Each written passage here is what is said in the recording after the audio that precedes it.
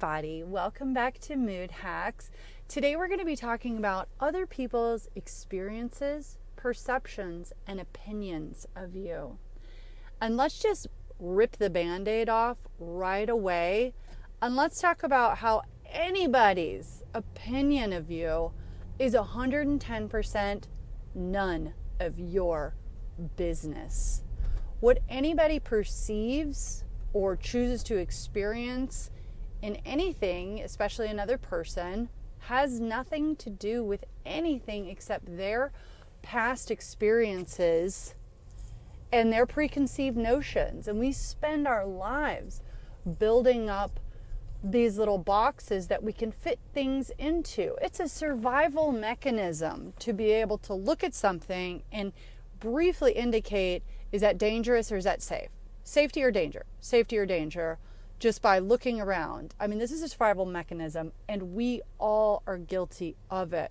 But sometimes those, Neanderthal and Cro-Magnon sort of impulses get us into a bit of trouble.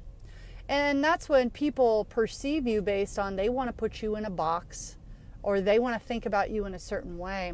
Or what often happens to all of us is that people refuse to change their perceptions of us even though we change.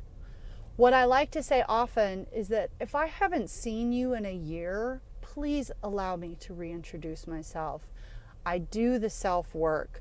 I have, not perfect. I've always been fallible, highly fallible in many, many ways. But at this stage of my life, a lot of those things are no longer valid or real. Like, I don't react in the same ways, but people have a tendency to put you into your little box, pigeonhole you, and keep you there. So one thing that I do is when I have this feeling, if I haven't seen you in over a year, allow me to reintroduce myself. I actually lend that same courtesy to other people as well. Other people deserve that courtesy from you. I recently had an experience where we were sharing business space with a very nice woman, and she didn't know me hardly at all. She's only seen me in this work scenario, and she'd only been there a couple of weeks, and honestly, it was a couple of stressful weeks. We had a lot of little things that seemed to just keep going wrong. And, things like this ebb and flow in your life. But she'd only seen me in go mode. When I'm working, I'm no nonsense. I'm getting things done. I'm, delivering on what I tell my clients. This is in our design firm, Eden LA. And so then I mentioned offhand that I'm going to, what was I doing that day? I was going to help teach the kids art. I volunteer in my kids' school for all kinds of stuff. One of the things that I do there is the art program. And if you know me or you listen, I'm really big in giving back. So I also volunteer and give my time and money at the Little League in Hermosa Beach, down where we live. I also fundraise loudly for mercybeyondborders.org. Check them out. They save women from forced marriages in Africa, which is an absolute travesty, but they're rising women up, so we all rise up.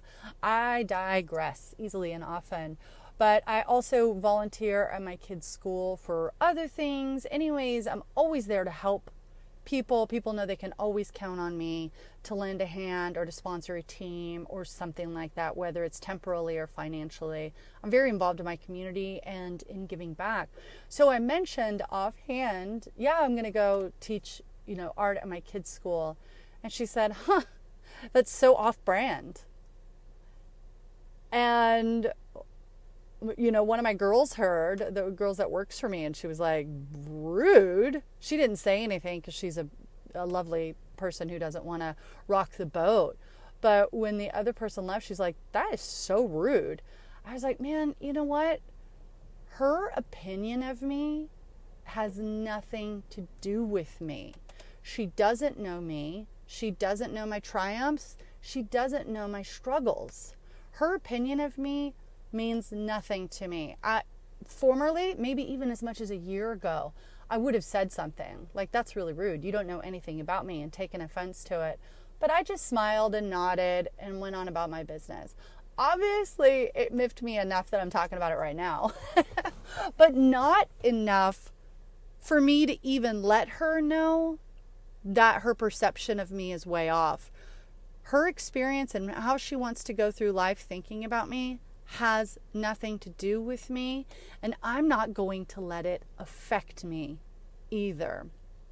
Now, we can flip this around too. I heard this story, 25 years ago, and it has always stuck with me.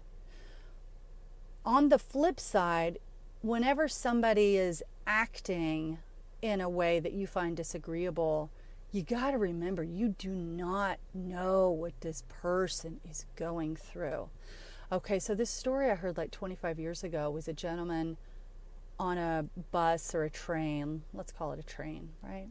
And going through the city, and his children were being complete and utter assholes. Just like yelling, fighting with each other, just disturbing everybody on the train. And the gentleman's just sitting there like in a daze, not even telling his kids, hey, let's be mindful of other people's experience. Hey, can you calm down? You're disturbing other people. Hey, let's be self-aware, kids, right? Just completely checked out, not even caring that his kids are being utter and complete assholes. And the person who told me the story said to the gentleman, sir, will you please get a wrap on your children?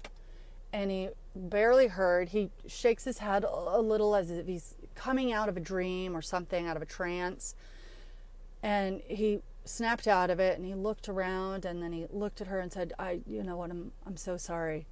Their mother just died, and we're coming back from her funeral right now. Oh, right? Oh, that stuck with me forever, you guys. And I hope that story sticks with you too. You just don't know what people are going through, right? So there's the flip side of that. But then back to the other side is what somebody else perceives, experiences, or opines about you is 0% your problem or your business.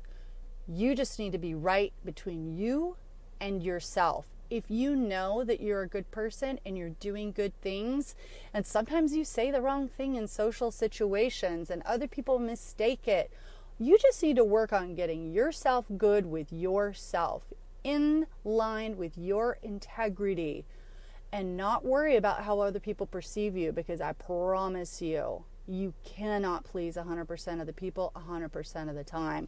And if you can, then you're a phony freaking Mahoney for sure. That is your lovely little mood hack for today. My experience of you is none of your business, but I find you utterly delightful. All right, guys, Jamie Ratty out. Ciao for now.